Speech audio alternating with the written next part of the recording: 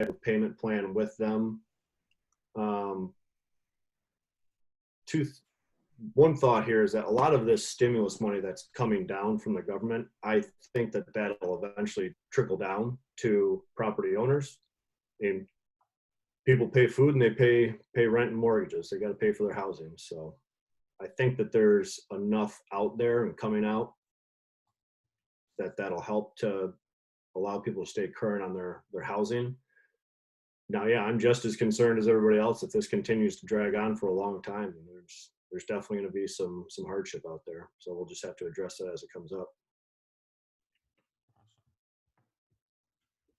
Since you mentioned that, someone else was asking, are you guys actively underwriting any deals or looking, or are you just trying to wait out what's going on?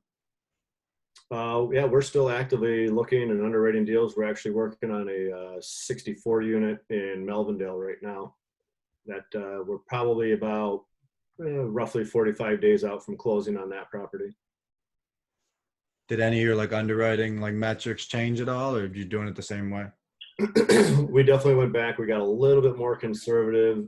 We don't typically go back for any type of price negotiations, but we did in this case, just based more on the condition of the property compared to our initial assumptions. There was just a little bit more work that needed to be done to get it up to par for us. So we went back, negotiated a little bit off the top, and we're still going to move forward with it. On that same thing, are your lenders same easiness to work with, or are they a little tighter on their underwriting? They're getting a little bit tighter. I think this one definitely still has a lot of room on the debt service coverage ratio. So, yeah. And we're not doing larger agency debt on this project right out of the gates, where Fannie and Freddie, I know they've tightened up where their interest rates have gone up. They're now, I think the last I heard was somewhere around 5%, and they're now requiring people to carry 12 months of principal and interest reserves. So that definitely changes the game for a lot of people. For sure. I might be crazy, but we wrote an offer today. Awesome. So we toured a single family this morning in Grand Rapids, and yeah, kind of undercover, and wrote the offer. So we're excited to hear back on that. Nice. Hope you guys get it. Thanks. Yeah, we bought a house a week into the quarantine, so.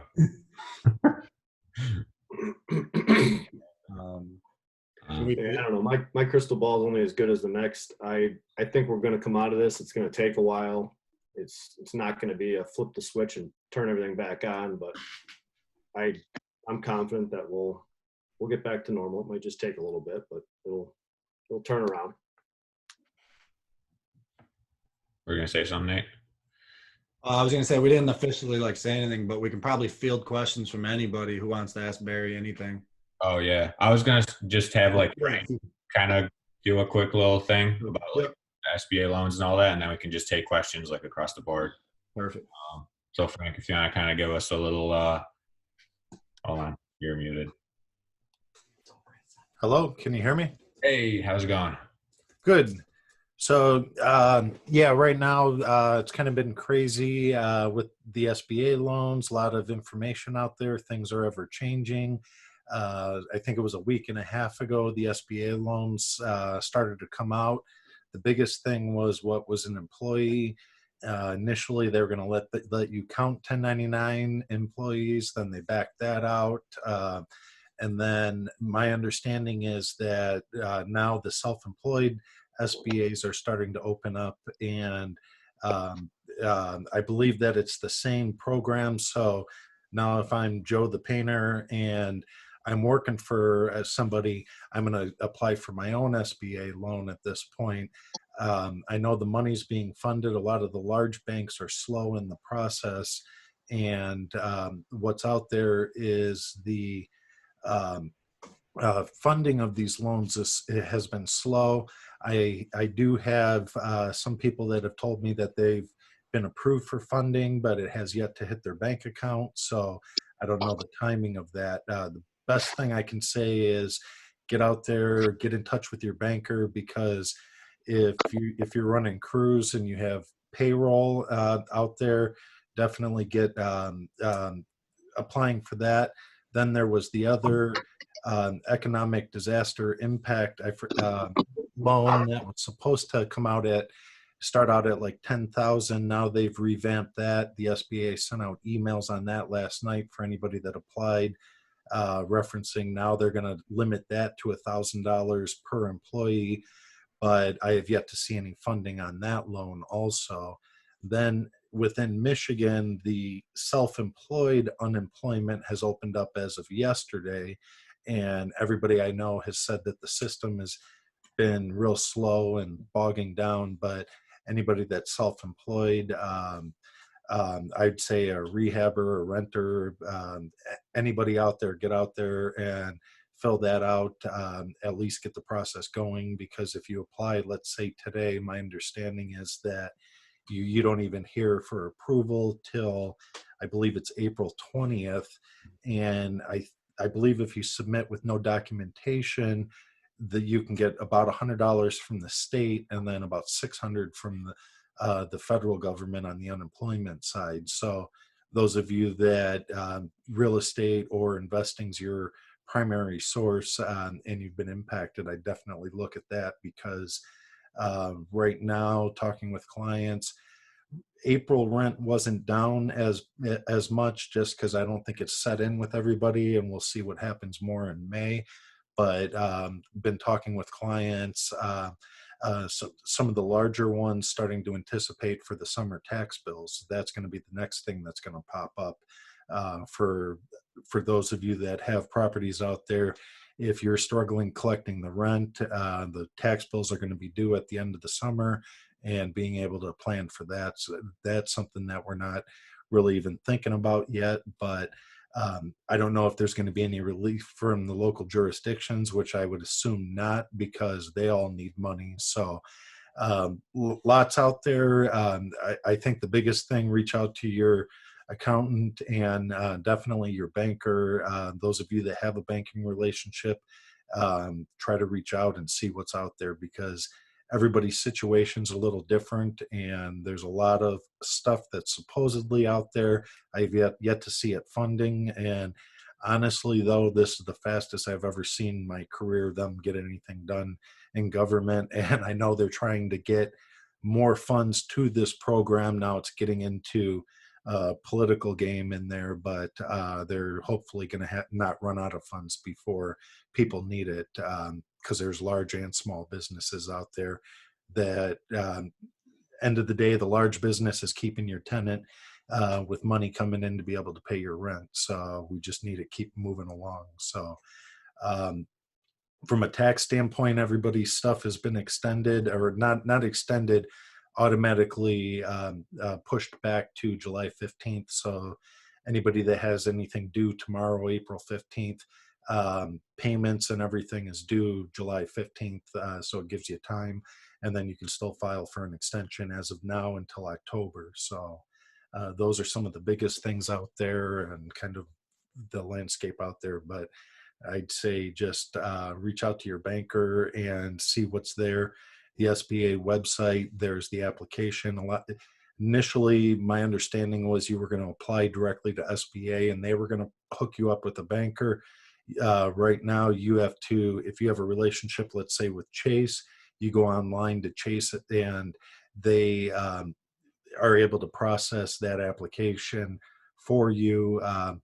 I know the larger banks such as Chase, Bank of America are moving slower than some of the local community banks. So the local community banks probably don't have the sophistication of the portals set up. So that's why I just start reaching out and make the contact as sooner than later. So that's kind of everything that's kind of coming down as of today and has kind of changed a few times. Any questions on any of that? If you have people that you pay you 1099, does that not count as payroll for you if you were to apply for the PPP loan? Correct. They would apply as sole proprietors on their own. So if you're running crews, let's say you have 10 different people that you give 1099s and pay their wages, that's not payroll for you. Initially, that was going to count in your payroll calculation, but the idea is that each of those are going to be separate businesses and go get their own funding. And the problem I see with that, I don't know that they'll all be sophisticated enough to follow any compliance to have it ultimately forgiven. And then on another note, if I'm working for you, my big objection to that was, if I'm working for you and you get that loan and can continue to pay me as soon as things open back up, I'm going to go return to work for you. If I'm getting a loan that's forgiven for 8 weeks, I don't want to go to work, and I can just, as long as I'm paying myself and complying, it'll get forgiven. So I don't know that that was the best touch, that if you're 1099ing people, you can't include that, because I'd rather you get the money and pay it to me, because that gives me motivation to return back to work and get the system back up and going. So then just real quick, one other question. So if that's the money that you usually use to pay yourself, that doesn't count as what could be forgiven with that PPP? Well then now, if all you have is 1099, you effectively are in the same boat as your, let's say, 10 employees, and now 11 of you are being treated as having to go get your own loan. And then if you're paying yourself, in theory, it's going to be forgiven, but paying yourself those self-employed earnings, I don't know how they're going to actually account for the compliance side of it, where if I collected the money and paid it out to my 10 employees, I can account for that and comply with that for the forgiveness. So I have yet to see what the requirements are, but in theory, if you get it just for your portion, that should be a forgivable amount. Okay, thanks. At least as of today. That could change tomorrow. So I had a question, maybe Barry. I was wondering how you guys are leasing up units, showing units during this time to kind of fill vacancies. We still have plenty of demand. People still want to look at units. When this came down, the leasing agents that work for the property management side of things, we gave them the option to be able to stay at home, and they all opted to, no, I want to work. So we still actively have people out there showing units. They're doing their best to keep their distance from people, but there to open a door and answer questions and provide paperwork, etc. Okay. So I just we're still leasing up, and we're still leasing stuff at what we've been historically leasing up at. On your showings, the leasing agent still is going. They're not like what do you call it, electronic lock boxes or anything, or? Nope, we still have them personally showing up. We still have staff at the larger complexes that'll be there to let somebody in the door.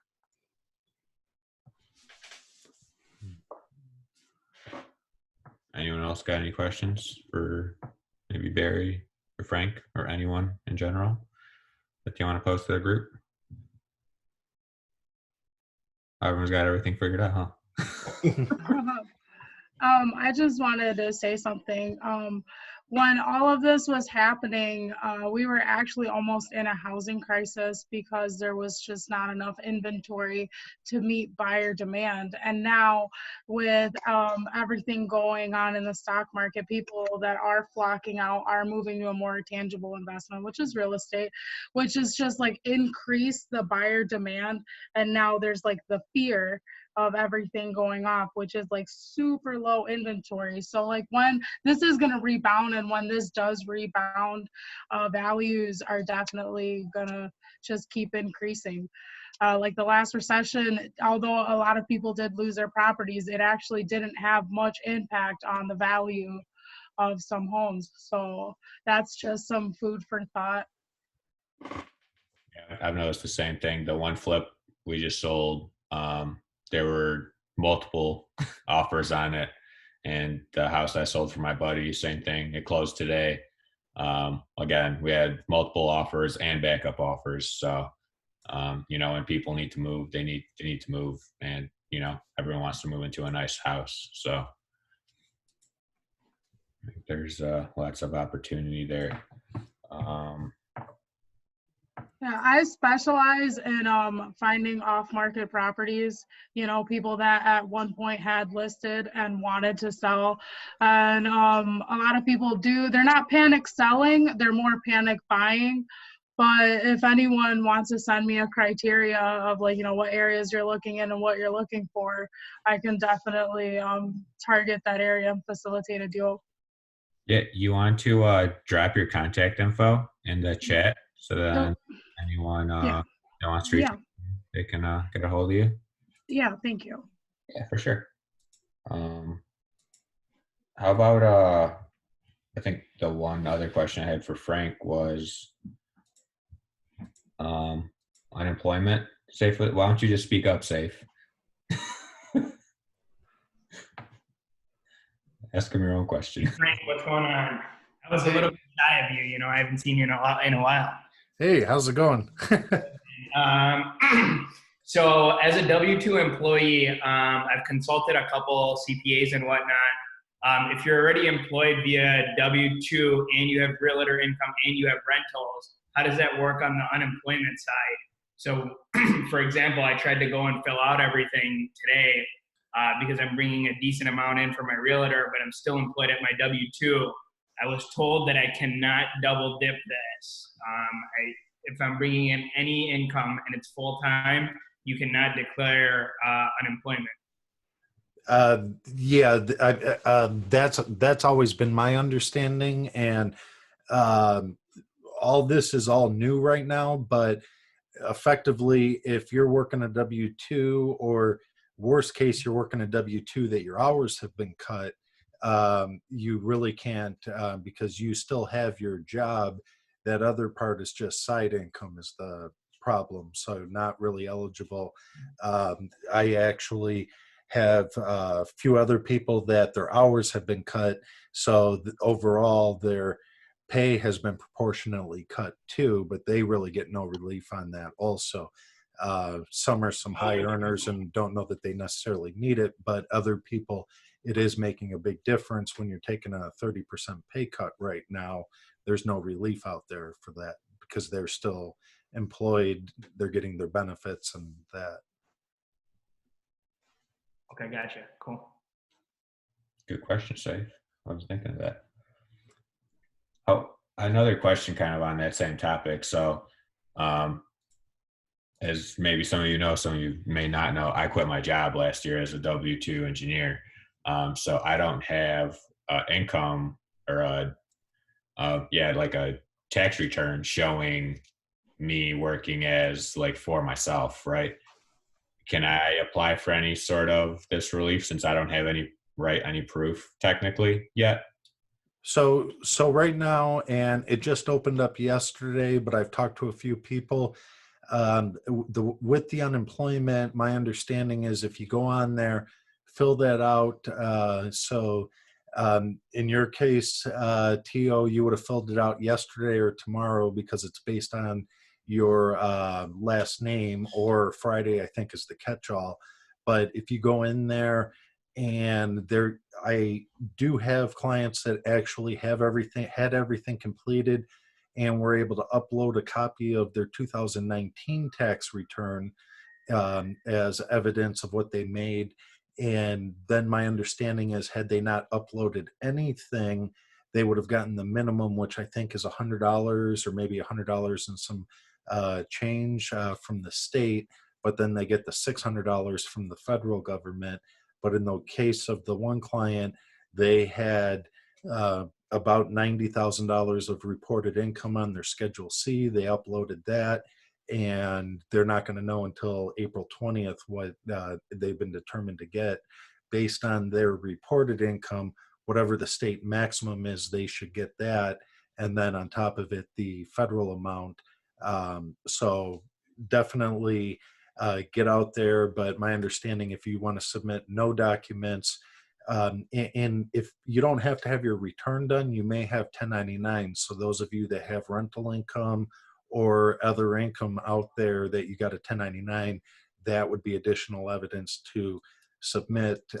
Those of you that are flipping houses and really your only income is your closing statement and then cost of sales, I don't know that the closing statements would qualify, but upload them and give it a try. Say that you're in the flipping business and here's your gross receipts, and try to upload that sales closing document. That might be worth a try. So a lot of it's still, it just launched yesterday and there's been no determinations made, but that's about all that I have to base it on right now. So. Okay. I was more asking it from like a, not like an unemployment aspect, but more of a, like a business aspect. Since I don't have a, right, let's say like my new business where I do like whatever flips or hard money loans or whatever, right? Since I've done it for long enough, can I still apply for some sort of loan, disaster loan program? So on the loan side right now, I would say go in there and fill that out based on whatever the actual numbers are and what it's asking for. Each bank is implementing their own requirements. So for example, a bank may want a copy of your tax returns, and I have some that they want, that they're insisting on 2019 tax returns, and he's going around and around with his banker that he routinely extends, and he's not even going to have them, and he's down in Florida right now, and he's never had them this early and never will. And can he send last year? And they're sticking to 2019. I told them when all this is over, find a new bank first off. But the banks are kind of implementing their own rules because from their standpoint, they don't want to be passing out all these loans, because I know it's going to be hit with people fraudulently applying and saying, I made $1 million, give me a loan, and I'm going to pay all my kids and my grandma payroll for the next period of time. So it's going to have stuff like that. So they're trying to do their best, but that's why I'm saying reach out to your bank. So if they do know you, I mean, if they see you deposited X amount in your bank account throughout the year, that's a little better than coming in off the street and say, I made X amount last year, so that's why they know you better than the bank that you don't have the relationship with.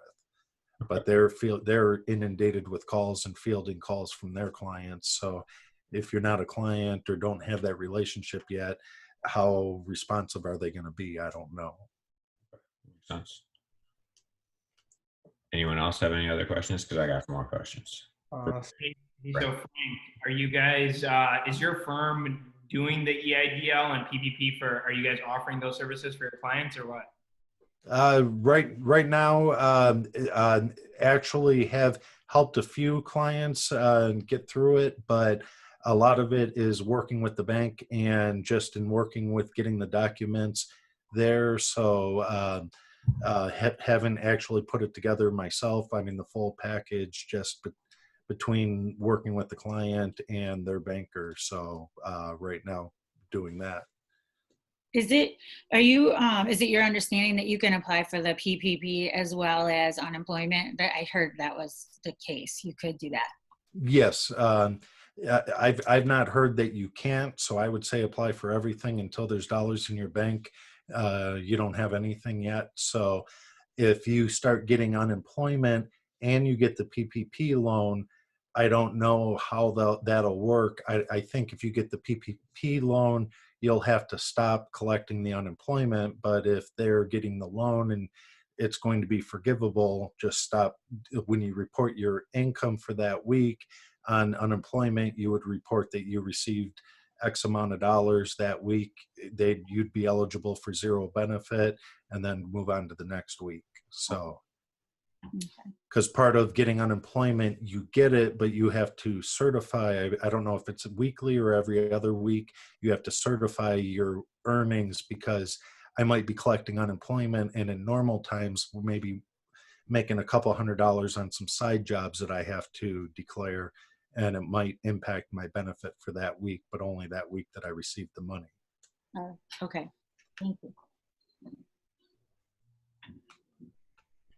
was going to ask a question about the mortgage deferment or forbear. I can't even say the word forbearance. Forbearance?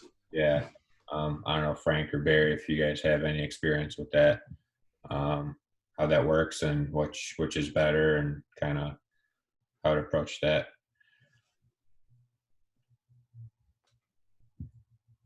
I guess for the forbearance, I know it's an option with Fannie and Freddie. We haven't gone down that road. We carry a pretty big cash reserve for our properties, and we've told our investors that even though the returns are there for the quarter, we're going to hold on to that cash as a just in case, just to see what the next month or two brings. So, but I know it is an option for some people out there. I can't speak to the specifics of it though. Yeah, I mean, I would say the one thing with that is you're not really getting anything forgiven. So if it is if you are getting a loan forbearance, it's still going to accrue interest. And my understanding is some of the banks are saying you get the 3-month forbearance, and then in month 4 you're going to owe us 4 months. The way the law is reading, they have to extend it, but I think they're doing it in 3-month intervals, and I believe it's up to a year.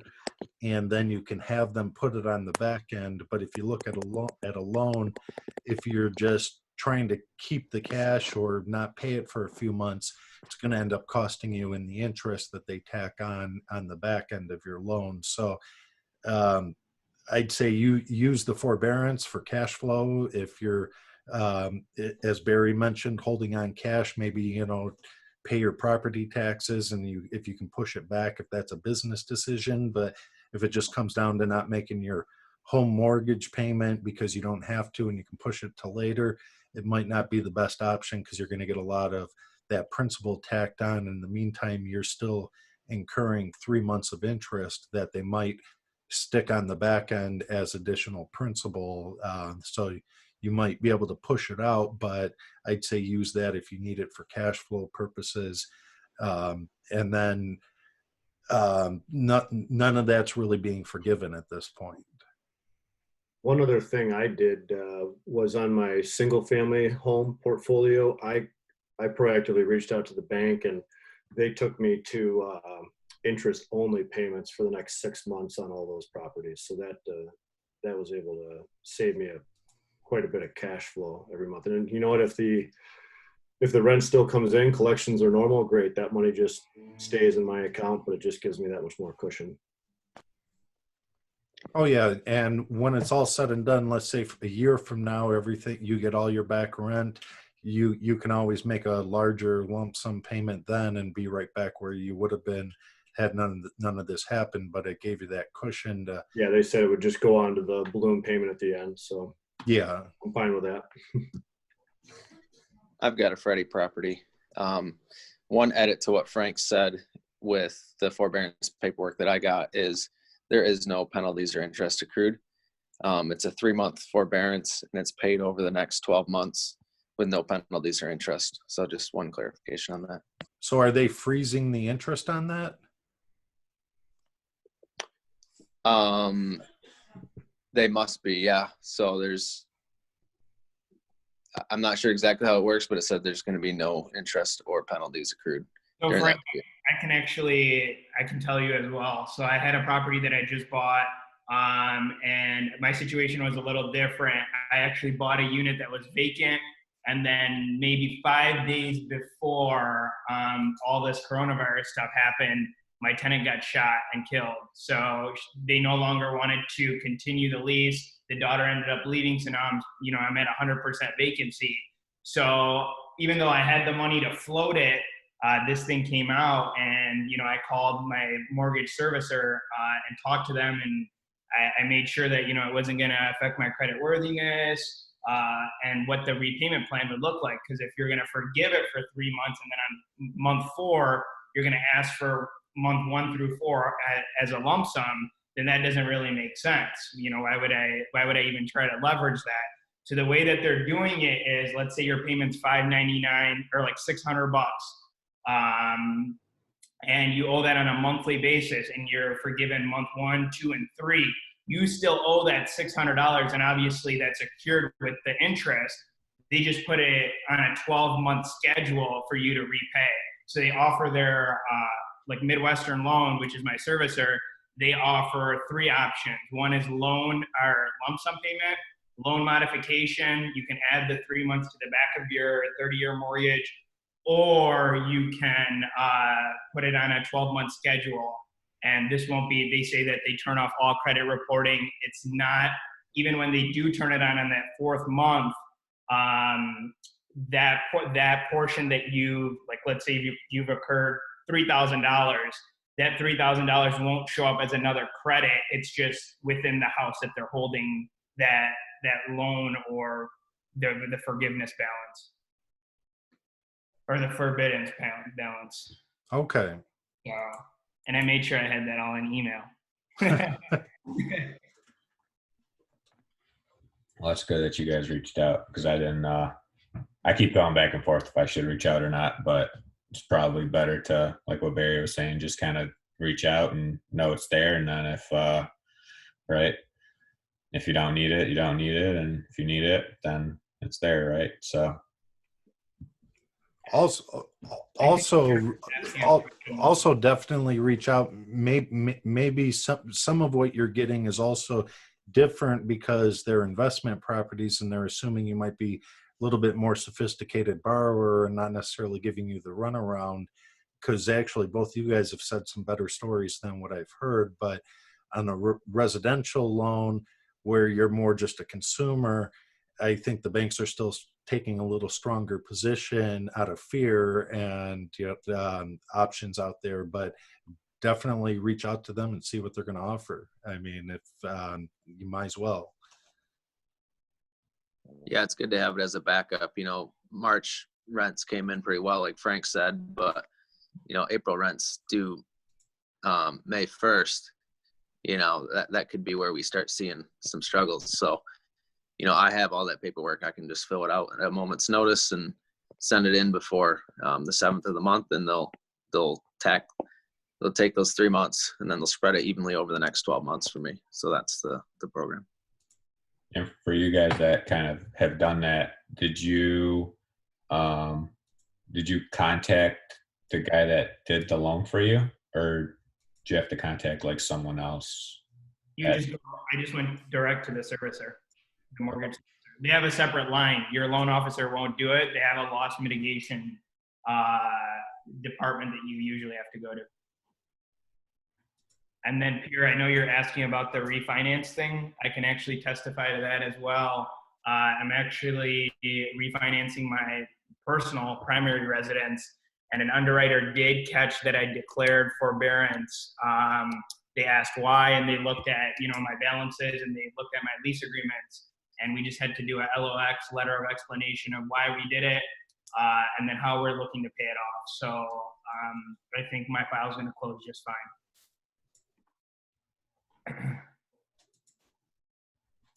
And I wouldn't see a reason why you wouldn't be able to, because if they're saying that they're turning off all credit reporting and whatnot, no one should be able to see it. So that's just within the house. So I guess you want to make sure that they're turning off credit reporting, and they're not putting another credit line on your thingy, I guess. Well, most Freddie loans are non-recourse, so they're not getting reported anyhow. Like all those. Nice. Anyone else have anything that they want to ask? Maybe Barry or Frank that comes to mind? No? Hey, this is Warren. I have a question, Frank. Can you share anything about the forgiveness if someone is doing a loan against a retirement account? Do you mean if they've left their employer or? Or no, like the 401k or IRA? I know with some language in the CARES Act that you could borrow against that. Can you just share? I haven't found much detail on it though. They did increase the amount on the 401k. loan that, so if you have loan requirements, they did increase what's eligible, but if you're in a 401k that doesn't allow loans to begin with, they don't have to, as my understanding, still allow the loan. So if you couldn't get a loan 3 weeks ago, they don't have to allow it. But if they allowed what I believe was 50,000 before, up to 50,000, now I believe it's 100,000 you can get on that. And then there is some provisions that you can take, let's say IRA money, I want to take a distribution out of it, and there's a time frame that you can recontribute that money and take that penalty free. There's some different clauses, but it depends if it's 401k or IRA or what type of plan you have out there. But your plan administrator should be able to help. If you want to take a larger loan, they should be able to accommodate that, and their requirements would go up to like 100,000 at this point, or could go as high as that.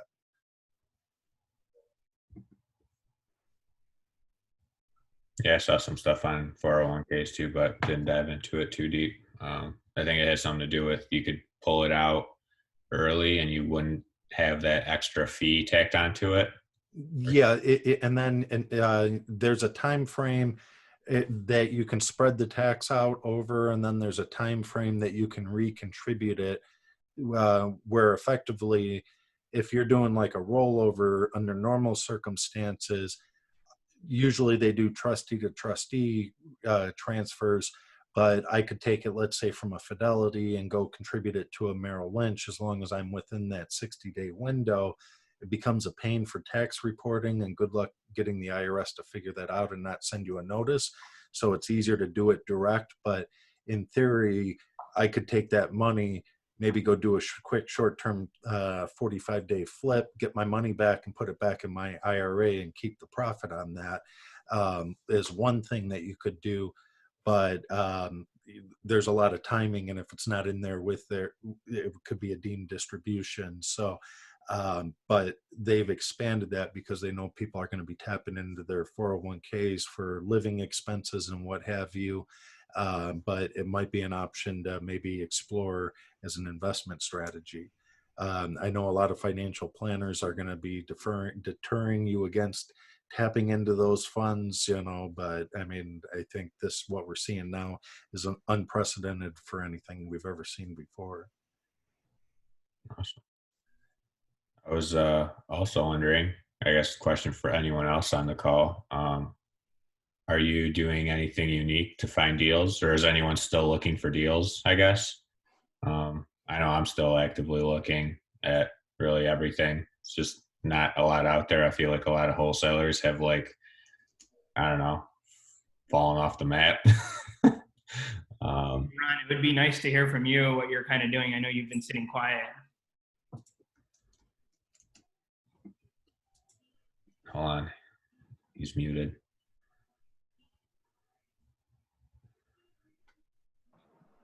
Hey guys, I was just waiting for you to get to the single family wholesaler stuff.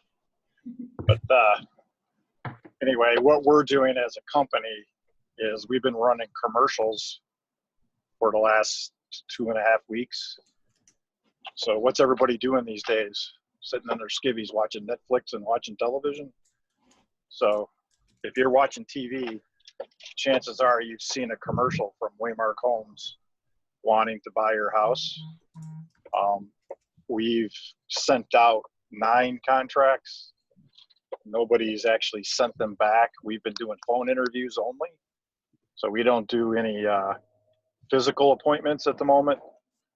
From the listing side, I've taken a stance right now that I'm not buying anything, that everything that we're sending contracts out on is all 60-day options, which is normally, most people that know me know that's not my MO, but I can't in good conscience think that I can sell a house easily and quickly, based on everything that's going on. I've got 9 listings. I went and got Matterport 3D videos on all of those because those are all properties I own and are vacant. I'll say that I've been letting people into my vacant houses that the realtors call me. If you ask me that question in the public, I'll say, no, I'm not doing that. But I actually did I got a house in St. Clair Shores that all of a sudden became popular, and they had two realtors reach out. One of them wrote me a over list price offer with concessions. So I think sometimes you just don't know what people are going to do. To kind of speak back to some of you who've got some pretty houses, I think the pretty house is a house that you can sell right now, where generally my houses aren't pretty on the inside. So it's a little more difficult to market those houses at the end of the day, which is exactly why I'm not going to buy anything. And that's the stance we've been taking. Plus my private lender, let me know about 2 weeks ago that he's not loaning money. And I have a main lender that does most of my acquisitions for me. So the only time, if it's a sweet enough deal that I know that I can't get hurt, I'll either go to him and say, hey, are you okay with this one? Or I'm sure I can probably reach out to a few people and probably get that deal funded anyway. But the TO's point, the wholesalers, I think it's going to weed out the newbie looky-loo kind of guys that are in the market. And then when we come out of this, guys like me and our company, where we've been doing volume stuff for 4 or 5 years, it's really going to be a bloodbath in regards to people coming out. You guys were talking about the forbearance. I'm gearing up to figure out how to hit people at 2.5 months from now when they got that payment coming and they can't make it. Reaching out somehow to figure out who those people are to, help them. Right. I'm not looking to take advantage in a sense, but I'm certainly going to take advantage of what the banks are offering. And if people can't get out from that house, there's lots of ways to do that. I did a little bit of a training call with a couple of my acquisitions intake guys today, to kind of giving them an idea of how to talk to a homeowner to do more seller financing type deals, because certainly a lot of these people are going to come by that can't make their payments all of a sudden on that 4th month, and they're going to be ripe for being able to kind of get them through to the end. So I think there's some opportunity for the right seller to leave them in the house, in a sense, to turn them into a renter for a while. I think there's some opportunity there. I'm going to try to line up some cash for that, because obviously, a really good seller finance deal is no money in. Take an option fee, put a tenant in there, right? That's the best way to do it. But I'm not so sure that that's going to be the way to get these done, because they're going to need those payments brought current, right, before you can take that property over. So, and back to the television, we've had 350 leads in the last 2.5 weeks that hit up that commercial on form fills. Yeah, just blowing up our online CRM plus the phones. A lot of that stuff, about probably 40% of that's Detroit leads, which we generally don't do Detroit wholesale. So we've been farming that stuff out to one guy. His name's Eric Friday. So if you're on this call and you're looking for a Detroit house, he's probably got something that you can pick up from him that he's gotten from us. My encouragement is just stick it out. Anybody that perseveres through the next couple of months will be very, very, very happy that they stuck it out, believe me. And that's what we're doing. We've applied for the PPP because I have 3 W-2 employees. We talked to Chase today to confirm our application was still there. They told us that our application hasn't been assigned to a officer yet. And he says that generally what now is, once it gets assigned, the only way that you can really tell that something's happened is when that money gets plopped in your account. So I'm looking forward to in the next week or so that's going to hit my account for the payroll. I did manage to scrape up enough cash from other sources to hit payroll for the month, which is actually tomorrow. So I'm anticipating that if I can get that money from the government, I can make payroll for the end of the month. So I'm just really taking one hurdle at a time. Closings, anything that we had set up prior to the shutdown has actually closed. I haven't had anybody back out because most of the guys that buy from me are pretty serious investors, and they're relational. So the chances of them messing around with a deal that I have are pretty rare. And I've got 2 more closings. One's actually a short sale from Specialized Services Lending that we've been messing around for like 3 months, 4 months, and we're just about past that last hurdle with them. And then I've got an assignment for a house in Garden City, I think it is, that the guy's just waiting for his private lender to fund, and he's on track. He told us today he's just waiting for the appraisal. They did a BPO, so they're just waiting for that to come back.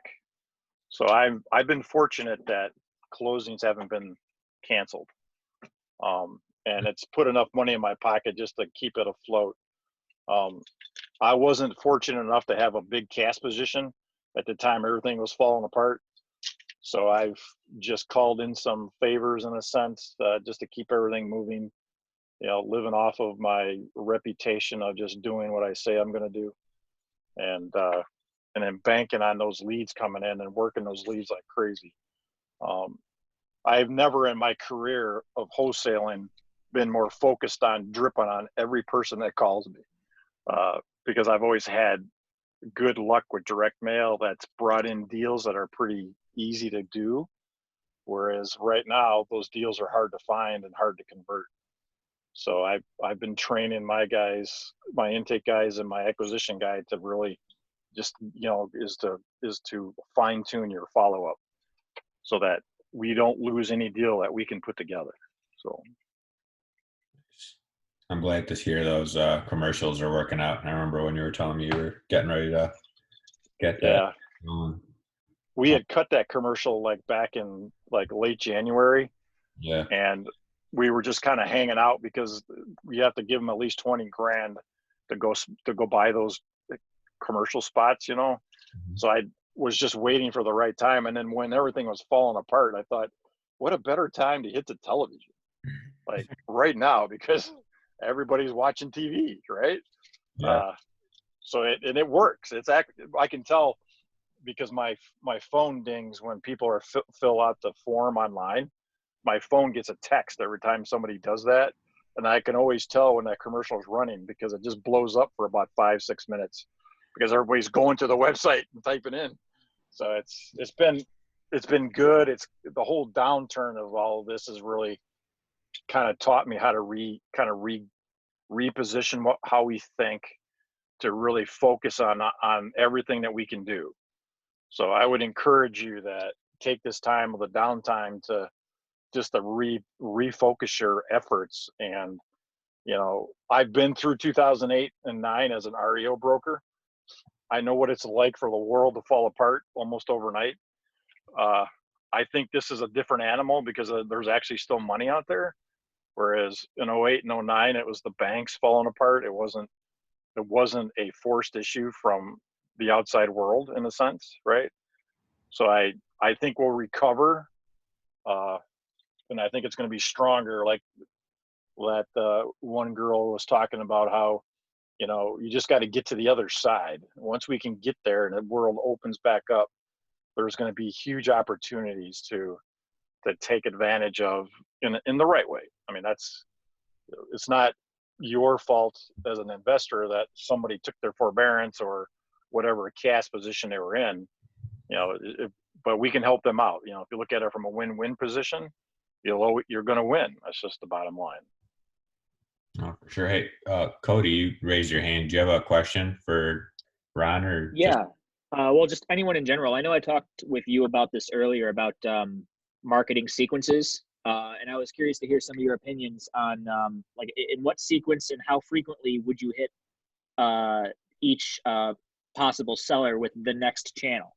So for us, I think we're starting with I think we're going cheapest to most expensive. It'd be RVM, and probably a cold call, text, email, and then lastly with the direct mail. Have you guys found any specific sequence, like cheaper to most expensive or vice versa, that works for you? I think Ron's your man for that one. We the direct mail stuff for us just tanked about 4 or 5 months ago. We were sending out close to 100,000 postcards a month, which the reality of that's an expensive endeavor between postage, the list stacking, all of that stuff, and it just went away. And we had been doing that 100,000 a month for about 12 months, and we pulled in 140 deals last year off of that process, and then a lot of that stuff just tanked. I mean, in our Facebook, our Google, all of that just started dwindling, which is why we started going towards we started texting, which hasn't worked out very well for us. We don't do any RVMs. I don't want to do that because there's a lot of gray area to what you're doing when you're dropping that voicemail or cold calling them. I know people do it and are successful at it. It's not something that I needed to do in a sense. The texting really is the cheapest, but it's also the most angry birds that call you back yelling at you. I mean, literally, because they don't pick up the phone unless they want to yell at you. Otherwise, they would just respond to you with a text, right? Right. So you wouldn't believe what kind of voicemails or my guys took when we started doing that. And then after a while, we just basically ran out of names to skip trace off of our list. So it just became more of we were hitting them. They just got jaded and just stopped returning everything. So that's when we did the television, where the television is a lot more broad brush kind of marketing because you can't control. As we decided not to geo track or geo do things like Oakland and Macomb County and not Wayne, just so we didn't pull in that Detroit, but we decided not to do that because of the fact that everybody's sitting at home. So, these people are going to have family over. We all know that a gathering thing is just your family. They're going to be from different areas, and it's cheap. We're paying like $55 a spot for that television. So it's really been the cheapest way for us to really come bombard where everybody is right now. Facebook changed their algorithms about 6-8 months ago. So you can't retarget a homeowner that's looking for a house. You can't retarget them. There's other ways. Yes, there's other ways to do that are more like you do, like call them focus groups, where you can kind of create a more of just like a group setting to hit those people, as opposed to like Google, right? If you go onto Google and say you want to buy a car somewhere, you get all kinds of stuff in that sidebar for weeks, right? Well, we were doing that with Facebook for a while until they turned that off because Facebook got spanked for redlining. It would be like a term that most people would know, because you're kind of steering it in a sense. So Facebook didn't fight it. They just turned it off. Basically made you do the advertising in a different way. And they were declining some of our ads that we had some nice videos of our acquisition guys talking to each other about how we operate, and they wouldn't put those things on Facebook. And there's plenty of guys in town that have a lot of rentals that they most certainly got a postcard from me for a while, and we turned that off just to kind of focus on where we're at. So we lived off of our inventory at the end of the year for the first couple months of the year. And then March we might have pulled in 25 grand in fees, which in my world, that makes me go broke at 25K a month. So I just decided to, the television, I just turned that on, and it's been working well on the TV. So. Okay. Well, I appreciate it. Thank you. You're welcome. Yeah. Anything else? Tio, I got to run, but it was good meeting with You with everybody. Awesome. Thanks for coming on. Appreciate it. Yeah. I dropped my email in the comments. If anybody ever wants to reach out and just talk anything about real estate, always happy to chat with everybody. Yeah, if everyone knows, the chat's right down in the center in the middle. Barry dropped his info. Some other people dropped their info in there too. If anyone else wants to drop their info, I know Cody dropped his, Lisa dropped hers. So feel free to. Have a good night, everyone. Everybody be safe, all right? See ya. Have a good night. Yeah, and like the same thing that Ron was saying, like we've been, it's not just for single family stuff. You can do it for multifamilies or all sorts of stuff, right? Cold calling, text, all that stuff, So I know Safe does a lot of cold calling. How was your cold calling over the weekend? Oh, do you really want to know? You like hearing the story. 300 phone calls, 11 pickups, and all 11 of them told me to F off. So, doing it now. But I accidentally did make a call on Easter, and that guy was upset, like really upset. I don't know why. I just woke up and I picked up the phone, and he told me I was going to sell to you, but now I'm not. So he's like, unbelievable. I can't believe you're calling me. So, Because you called him on Easter, he said he wasn't going to sell to you? yeah, well, I was calling him for like 3 weeks, like twice a week, and he didn't pick up on any of the days except Easter. And he picked up, and he's like, hello, and then, I gave him my spiel, and he's like, are you really, you know what day it is, right? I said, yeah, Sunday. And he goes, well, it's also Easter, and you're calling me. So he's like, I was going to sell to you, but now I'm not. So. Is it an older generation kind of guy? 70 something. Oh yeah, he's a hardcore Christian. Yeah, I'm sure. It's the Lord's Day. Don't bother him. So what's his number? We can all call him. Yeah. Right. Wish him a happy belated Easter. Yeah. No, I'm going to call him so I can buy his house because he ain't selling it to you. Yeah. There you go. Oh, don't worry. I switched my number. I got another number that I'll call him next week. Guess what? My name's Anthony now. You're going to talk with an accent too? Like a South accent or something? Man. That's awesome. Cool. Well, I know Justin, he didn't come for the intro. I know Justin through a group I'm in. I know he just picked up his first duplex. Yeah, sorry I'm late, guys. Was working. As you can see, got the high vis on. So I actually almost forgot about this because I lose track of my days. So I'm glad I was able to jump on and catch the tail end of it.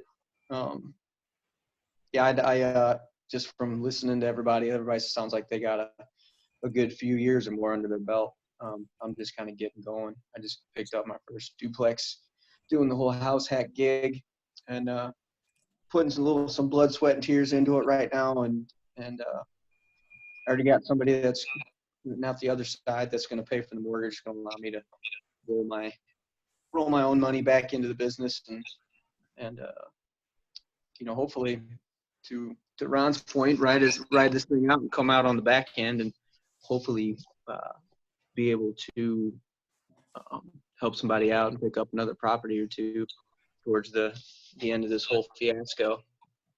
But yeah, I don't have much to offer as far as marketing, things like that. So I know what. So I'll tell you guys what I've been doing. I've been literally reaching out to like everyone that I know, mostly in like the real estate game, and just kind of touching base with them and being like, "Hey, man, how's it going?" Not even like trying to sell or buy or do anything. Just reaching out, seeing how they're doing. Right. I think that's super important because that way, everyone knows. Like Justin knows this. Like we got taught that in an entrepreneur group we're in, just touch base with people, check in, I think that's the best way to do it, mostly with like wholesalers and everyone else. Just, reach out, be like, hey man, just want to reach out, see how you're doing, still looking to buy, add me to your list or whatever the thing is, Yeah, you're right. I've been doing that just to have conversations with other investors that are way more experienced than I am and have a lot more knowledge. So I've been trying to get a hold of somebody every day or at least every other day just to put something on a calendar just to keep things fresh and get ideas. And you never know, I might talk to somebody that's out of state and they might say, hey, I'll fund you. You never know. So I am kind of doing that. I don't have a lot of relationships with any wholesalers just yet, so I don't really have anybody I could call to keep up with them. But that doesn't mean I can't reach out to some random ones. I'm just a little reluctant to just reach out to a random wholesaler without maybe getting a recommendation from somebody. So, but yeah, it's a good point. It's a good point. Nice. So we did have slides too, but I totally forgot about them. So sorry.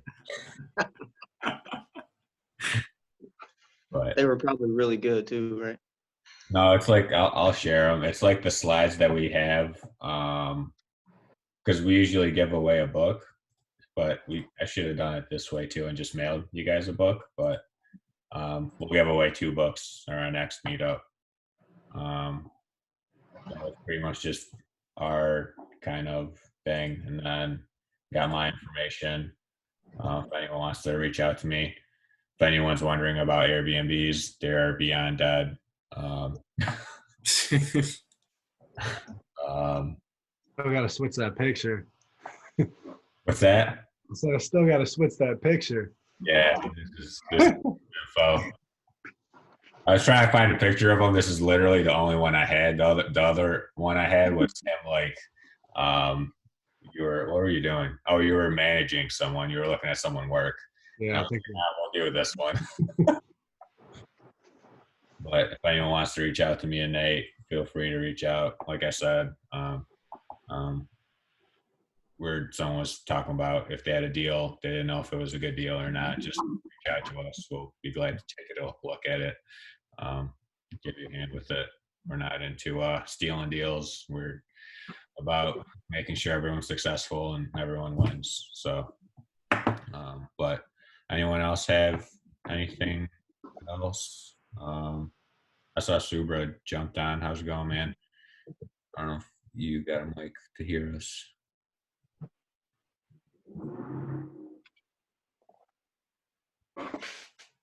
Nate, you got anything else that you can think of? not really. That's about it. Unless anyone had a question. Yeah, I think we pretty much covered all the stuff that we talked about the other day. We're asked to do these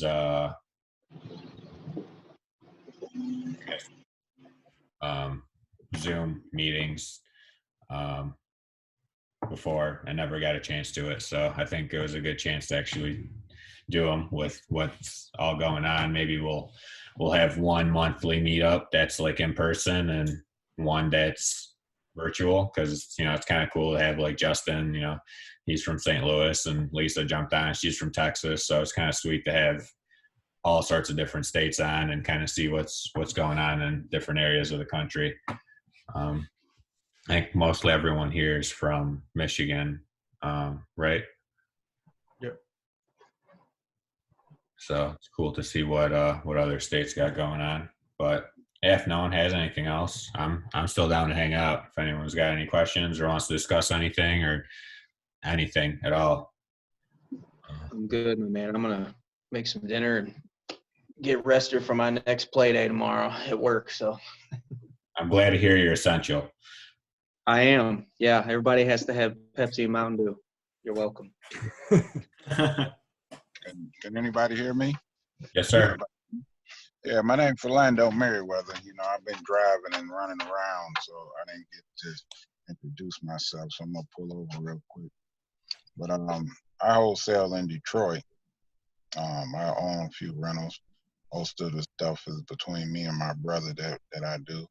I work with a lot of wholesalers from out of state. Like today, I had a wholesaler call me from Baltimore. She has a property here that she wants to JV with me. I got a girl from Texas to call me today.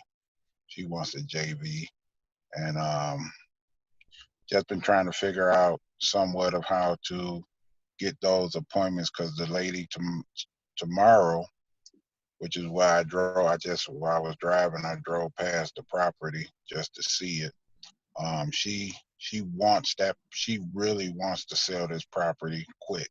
So she had it on the market I think it was a failed listing. I think it was about March the 23rd. So she's real motivated to sell.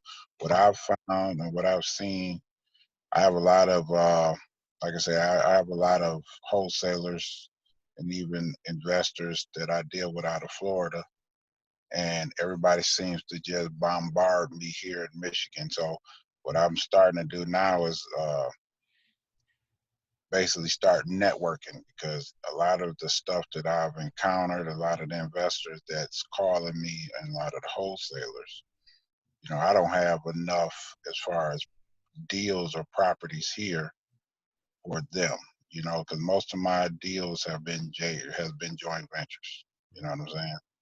But me and her, with for the girl from Texas, we were just on the phone talking about text message, because all she does is text message. You know what I'm saying? That's all she's been doing. So I came on here just to listen, because, you know, I've been running around, and like I say, I've been busy per se. I was listening to the other guy say, you know, how things are slowing down, and how,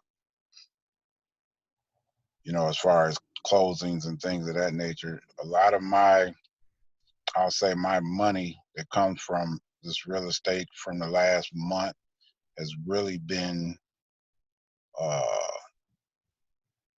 ain't gonna say really as far as deals been closing, but more or less certain stuff that's already been on the table, like he said. But luckily, my relationships with the investors that I do have been, you know, from their hand to my hand. So, you know, everybody don't get lucky to have those type of relationships, but a lot of times when I find deals for them, money goes from their hand to my hand. You know, Yeah. so I've been lucky in that aspect. I'd So, drop your contact info in the chat below. I'm guessing you're probably on your phone, but I think you should still be able to have a chat. Gonna drop your info in there for anyone that wants to reach out, maybe do some work on some Detroit properties together. That'd be cool. okay, yeah, I'll do that. I'll try to figure out how to do it here.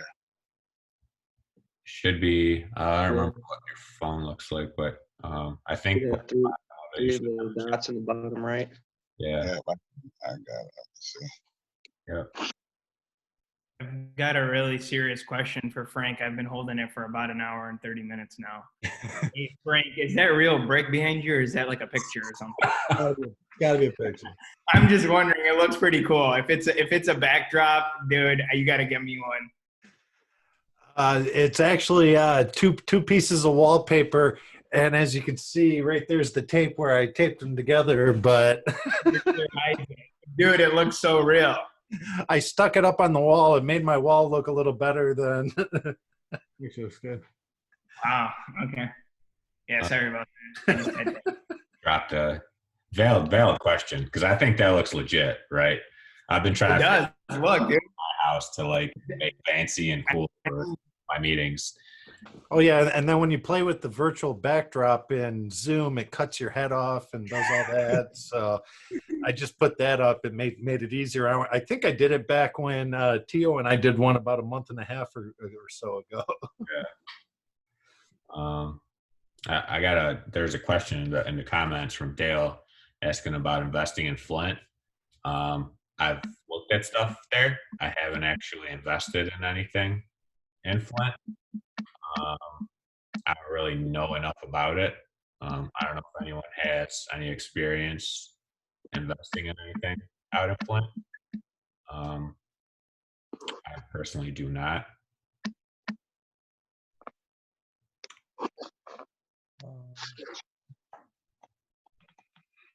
Justin's probably like, what's Flint? I know where Flint, Michigan's at. They got that real good water. Yeah, right. Spring water. I got one property that's actually sitting in Flint right now. I had somebody call one of my partners. His auntie is actually in a nursing home now, so the property's been sitting for maybe a few months. So I just happened to call him, and he said it was there. So I have to go up there. I told him I'll probably go up there, just leave the key, and then I'll go up there and check it out either today or tomorrow. So just look, um, There you go. so I just kind of I hear everybody saying how slow it is.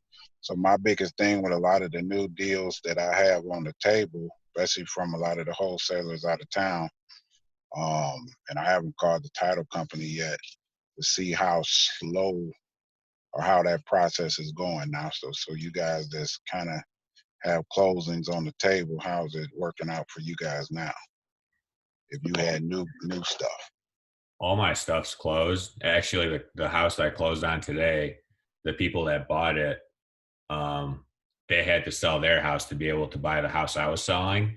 The dude actually lost his job, and this still went through. He was furloughed or whatever, but the loan still went through. They were able to close, and everything still worked out. So I think things are still moving forward as far as closing goes. I know title companies are still crazy busy with stuff. So yeah, I haven't reached out to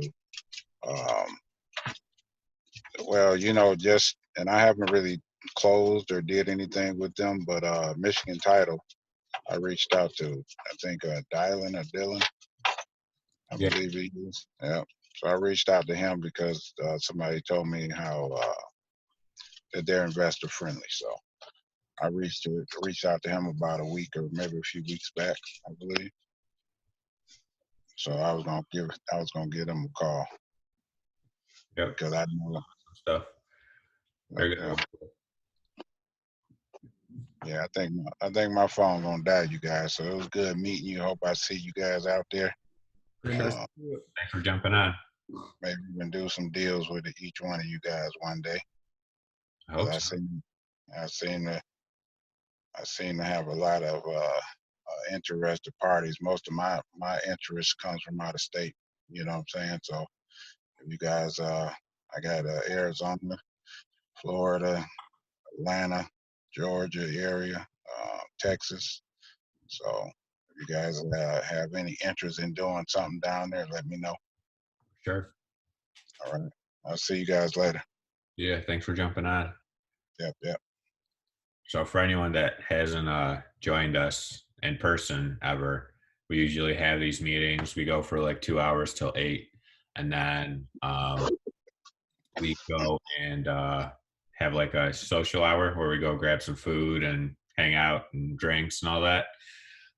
So obviously we can't do that, which is a bummer. Safe was saying he's got Powerade. I said, bring out the drinks. I got the Powerade. Yeah, I think I was the only one I noticed drinking a beer so far. So You're an MVP. I don't know about everybody else, but I've been sitting in this seat all day. Frank, look what I just texted you. Yeah. I mean, working from home's nice, but it's like you never leave. Yeah. Yep.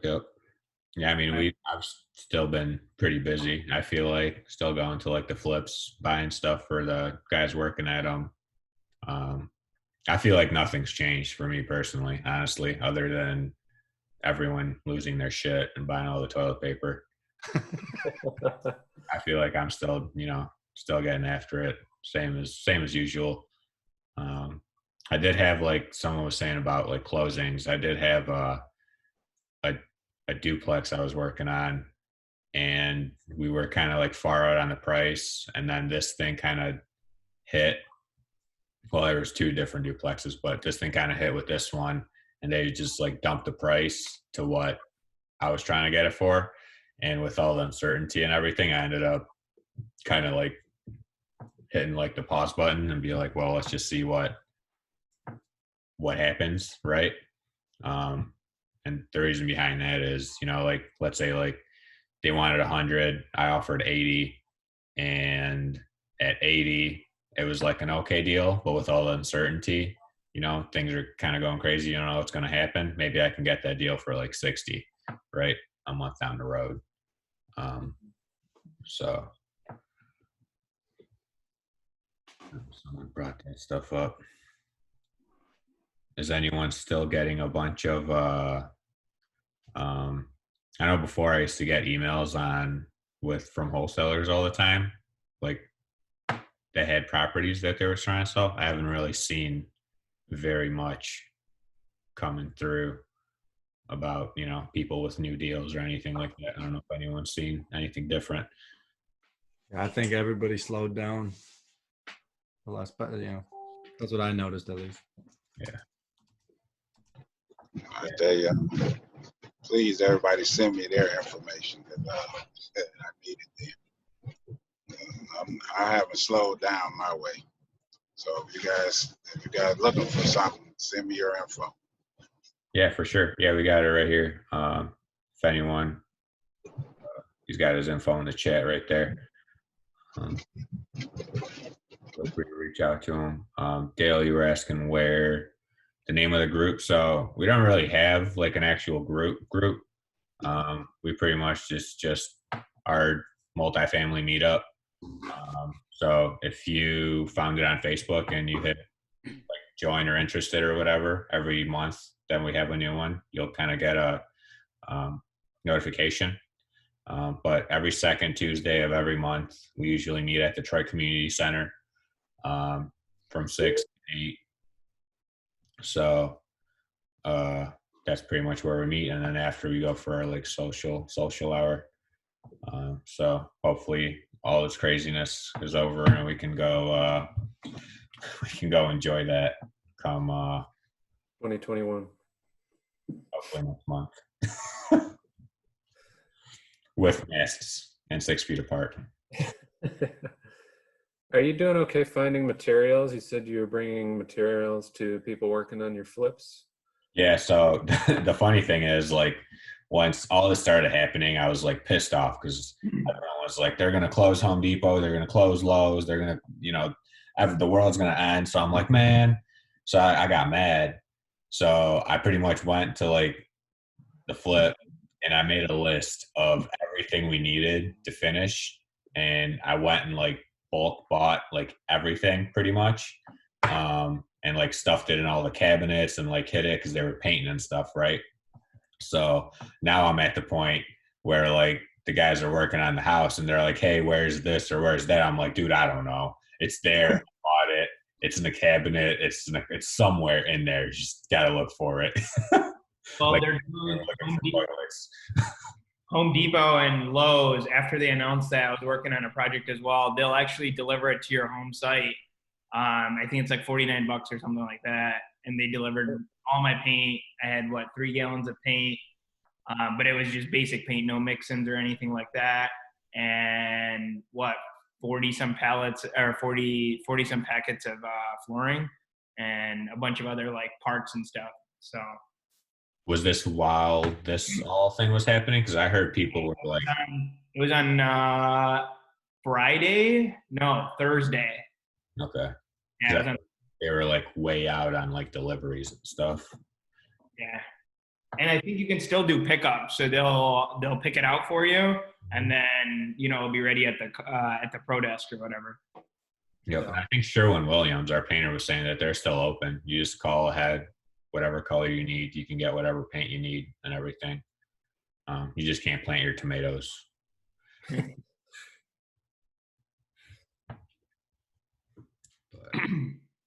See, did I miss anything else? That deal Dale asked. The one that I was talking about, it was in Ferndale. Okay. Does anyone else have anything they're looking at?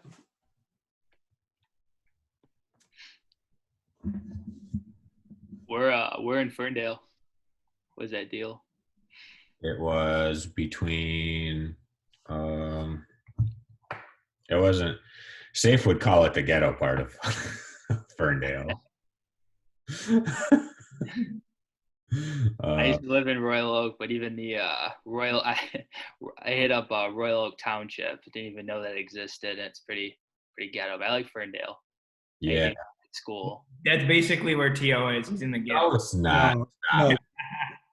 Yeah, I think I know the deal Tio's talking about. It's in a pretty good spot. Yeah, It's in a good spot. Yeah. So wait, did you end up getting that tier or no? No, he like hit me up like I was trying. He got so like I finally.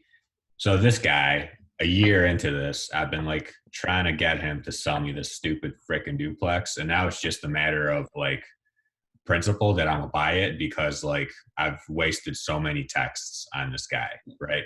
So I'm gonna buy it.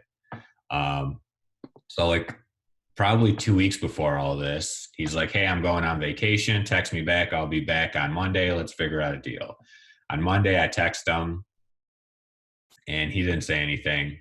And then the next day, he also didn't text back. So I text him back, and then he finally texted me back once like all this stuff like started getting crazy. And I was like, you know what? I've been texting you for a year. You waited like for this crisis to text me back, so we're gonna have to wait a month or two. But no, the actual numbers on that duplex, it's not. He wants 180 for it. I offered him 140. So for Ferndale, it's an actual like duplex. It's not like a house converted into a duplex. So I think I can probably get like 1,400 top and bottom out of it. So it's like a okay deal, but.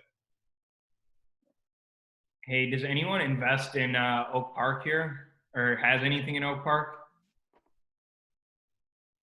No one? Okay. Oh, what do you got? I don't have anything. I might have something because I've targeted kind of an area. But I just wanted to see if anyone had anything in Oak Park. So. No, at this time, I'm trying to get anything anywhere. Because I think if you buy something at the right price, if you buy it cheap enough, like I was telling Cody, like if you buy it cheap enough, it'll work, right? No matter how bad the economy is, how bad anything is, like you'll be able to make it a rental. You'll be able to make something work with it, right?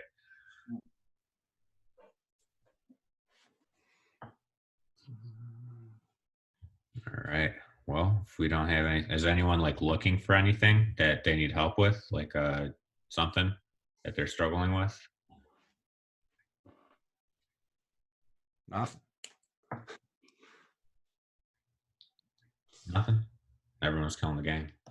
How about Nicole? How are you doing? I got a picture that you guys are like getting after it on that duplex. Yeah, actually, I got a contractor who didn't want to work during the shutdown at first, and then he changed his mind pretty quickly. So it's actually worked out really well. They're doing really good work. They're getting materials. I picked up Sherwin-Williams paint the other day. It's super easy. You just call them up, give them your credit card over the phone. I already knew the color that I wanted, so that made it easy, and the finish and everything. So they just had me pop my trunk, threw it in, and that was it. There was no interaction. But they haven't had any problems getting drywall or any wood for framing or anything. So thankfully we've been fortunate in that regard. And I have some drywallers who are just finishing, they should be finishing up drywall this week. I mean, it's a little touch and go yesterday. There were a lot of people at the property. So I was just waiting for someone to make a call, but no one did. So we lucked out. And I should have a tenant moving in on the 30th, and I'm looking for another tenant for the other unit. So pretty good. Moving into the bottom, or no, we are not. No, we're staying in our house, but renting out both units. Tenant moving into the bottom or the top? Which He's moving into the top. So I opened up a wall because I think you walked through it, right, Tio? And there was no living room space.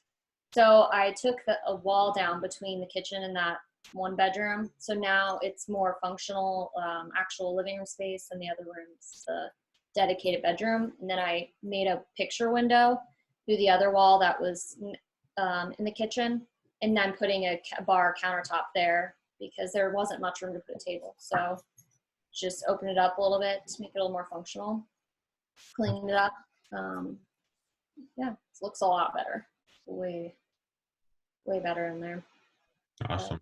That's good. What kind of rent did you get? I don't know if I missed it. So it's going to be the top unit, 950. But it's 1 bedroom, 1 bath up there. And the bottom unit, my goal is to get at least 1250, which should be pretty easy to get where it's at. It's on 13 Mile in Maine. Yeah. Did you get that top floor unit leased under this COVID stuff, or was it right before? It's actually a friend of ours that just happens to need a place. So technically right before all of this, but he's still going through with it. So yeah, that's. Yeah. Mr. Ganane is on the call. What you're talking about? My dad? Yeah. Yeah. Oh, one of them's on the call. Oh, okay. All right. I was just gonna say, you guys were saying, "What do I want?" I said, "I want your parent, or I want that duplex." Yeah, I told you got to have a good price. Yeah. Oh, Dave is ruthless. He's trying to get cussed out on a Zoom call.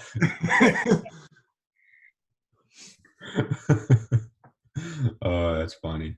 I just wanted to make sure Mr. Ganane was informed that someone was trying to buy his house and Nate wasn't hiding.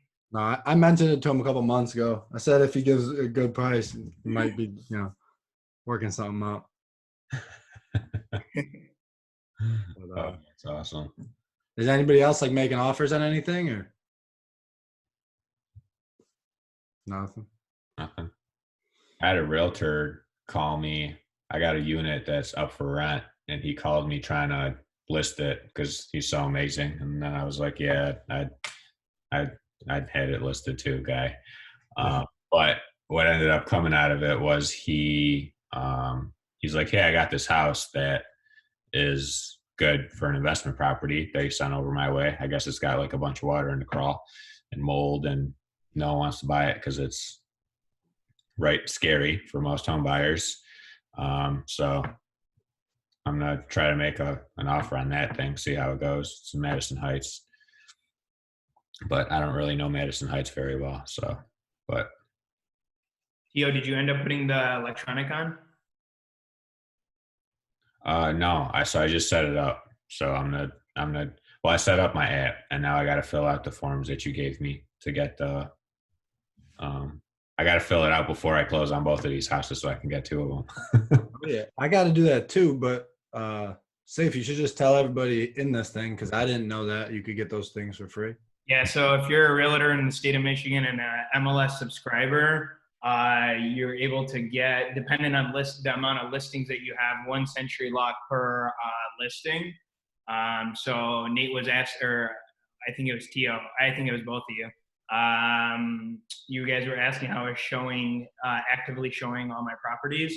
And the way that I'm doing it is I just have a Century Lock set up, and then I have another software. So Century Lock allows you to do 1-day passes or 1-day codes that are specific to a certain person.